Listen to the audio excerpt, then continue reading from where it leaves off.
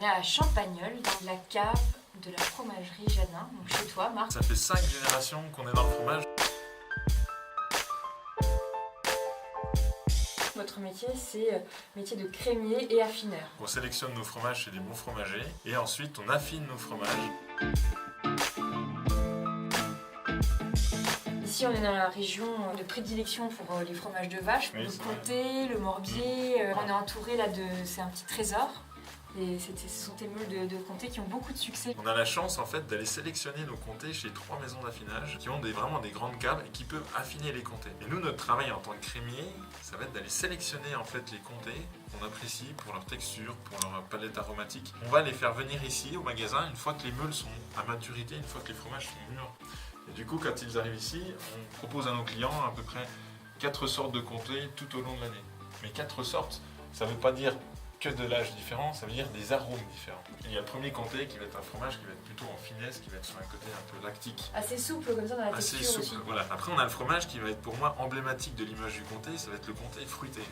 Et là c'est un fromage qui va commencer à exprimer son terroir.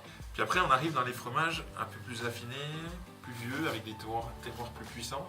Et là on va être sur des fromages qui seront torréfiés. On aura 2 fromages dans cette catégorie-là. Un fromage qui va être sur les 2 ans, mais qui aura un côté cristallisé, torréfié. Et après encore un très vieux fromage, mais qui sera beaucoup plus cristallisé, beaucoup plus cassant sous la langue.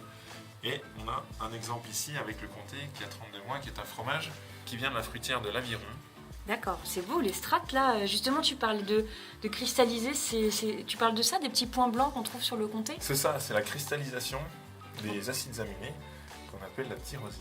D'accord. Ouais. Ça, c'est vraiment caractéristique des vieux fromages à pâte dure comme celui-ci. Tu connais peut-être plutôt les vins jaunes dans la Ouais. région, et pourquoi pas te faire découvrir ces vins du sud-ouest de l'Espagne, à Jerez et Sanlúcar de Barrameda, qui produit des Jerez, on va dire, cette famille de Jerez, mais qui s'appelle Manzanilla. Donc c'est assez spécial parce que c'est fait vraiment au bord de la mer, donc on y a une influence océanique qui est assez présente.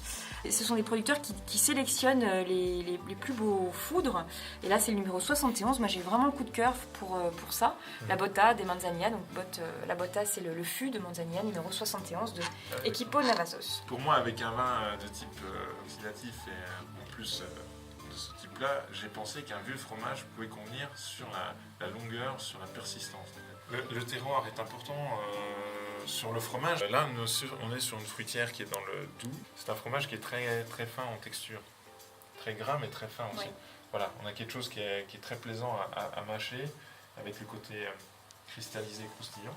Alors est-ce que cette Manzanilla te plaît par rapport au vin jaune que tu as l'habitude de goûter? Ah bah, pour moi, ça va bien.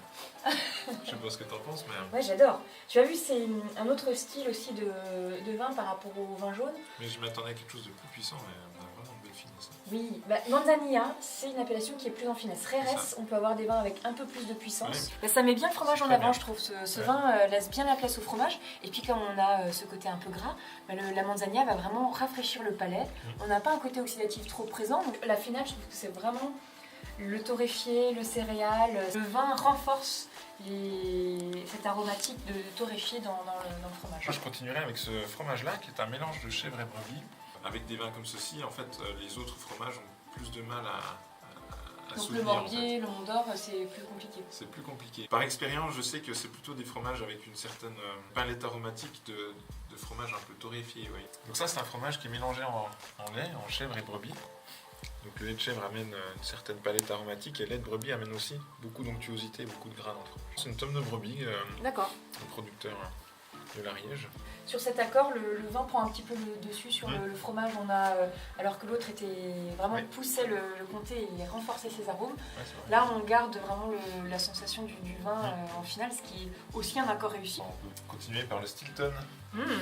Voilà, c'est le bleu anglais. Toujours assez crémeux. Il est des fois travaillé avec des vins de Sauterne ou avec des Portos. Ouais, pour moi, le gagnant, c'est avec le comté.